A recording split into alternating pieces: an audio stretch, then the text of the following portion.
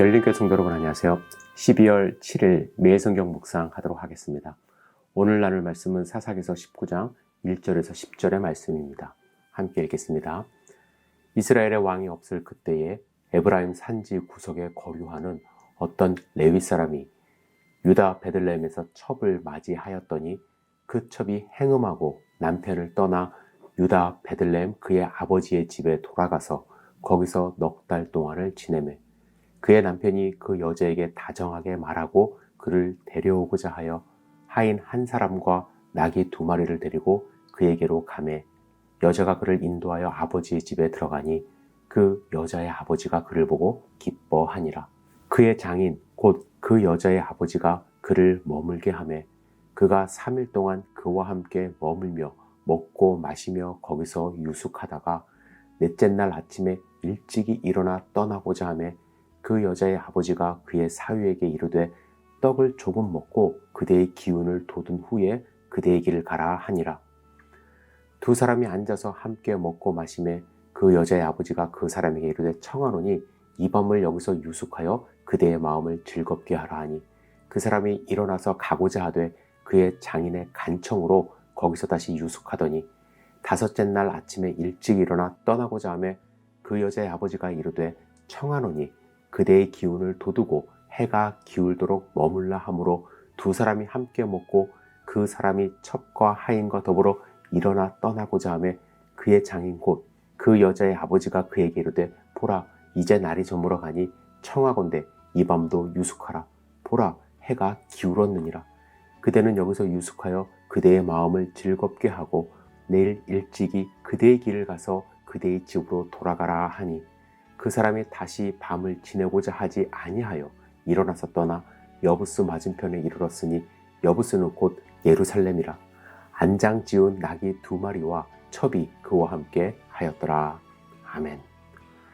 오늘 본문의 말씀은 이스라엘의 왕이 없을 그때에 라는 말씀으로 시작을 합니다.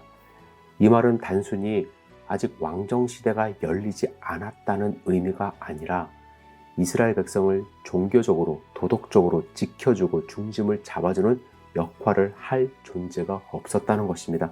하지만 이스라엘 백성에게는 영원한 왕이 존재하죠. 여호와 하나님입니다. 지금 그들은 하나님의 음성을 듣지 못할 뿐만 아니라 하나님의 뜻대로 살지도 못하고 있습니다. 하나님은 계시지만 하나님이 철저히 무시당하고 계시는 상황입니다. 왕은 있으나 왕이 없는 듯한 삶을 사는 것이죠. 오늘 본문은 이스라엘의 왕이 없을 때라는 말씀으로 시작함으로써 어떠한 비극이 시작되는 징조를 나타내고 있습니다. 이 이야기는 환대라는 따뜻한 분위기로 시작은 합니다. 에브라임 산지 구석에 레위 사람이 있었어요. 성경의 산지 구석이라는 표현은 사사기 19장에만 나오는데 아마 이 레위 사람은 산속 깊숙한 곳에 살았던 것 같습니다. 이 사람이 유다 베들레헴에서 첩을 맞이했는데 그 첩이 행음을 했습니다. 그리고 남편을 떠나서 친정으로 돌아가 버렸습니다. 아마 스스로 첩이라는 신분이 마음에 들지 않았을 수도 있고요. 산지 구석에 사는 것이 싫어서일 수도 있지만 행음을 했다는 것은 용서받지 못할 일을 한 것입니다. 그리고 넉 달 동안 돌아오지 않았습니다. 하지만 이 레위 사람은 그 여인을 다정하게 말하여 데려오고자 하인 한 사람과 나귀 2마리를 데리고 여인의 집으로 갑니다. 그때 레위 사람은 장인으로부터 환대를 받습니다. 환대를 받아요. 장인은 기뻐하면서 3일 동안 함께 머물고 먹고 마시게 해줍니다. 그리고 넷째 날에 출발하고자 했지만 장인은 더 있다 가라고 붙잡습니다. 그래서 하룻밤을 더 지내게 되죠. 이제 5째 날이 되었습니다. 장인은 또 붙잡습니다. 하지만 더 이상 머물 수 없어서 해질 무렵에 출발을 합니다. 오늘 본문은 장인이 사위를 극진하게 대접하고자 하는 마음이 표현된 환대하는 장면이 나타납니다. 하지만 레위인은 잘못된 판단을 했습니다. 지체된 것도 잘못된 것이지만 해가 기울 때에 출발한 것이에요. 1절에 왕이 없을 때라는 말씀은 여러 가지를 내포하고 있지만 그 중에 하나가 치안이 불안한 상황이라는 것입니다. 해질 무렵에 다른 마을로 이동한다는 것, 아무도 그의 안전을 보장할 수 없는 상황으로 치닫는 것을 의미합니다. 그들을 통치하고 보호할 왕이 없을 때에 모든 것이 불안합니다. 첩을 맞이한 레위인, 해금하고 남편을 떠난 베들레헴 여인, 떠나고자 하는 사위를 간청하여 계속 머물게 하고 5일째 되는 날 결국 해질 무렵에 출발할 수밖에 없게 만든 그 장인의 그 행동들.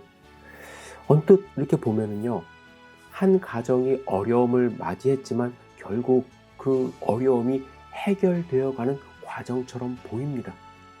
하지만 이 일은 그들을 보호할 왕이 없는 상황 가운데 일어나고 있기 때문에 결국엔 문제가 생깁니다.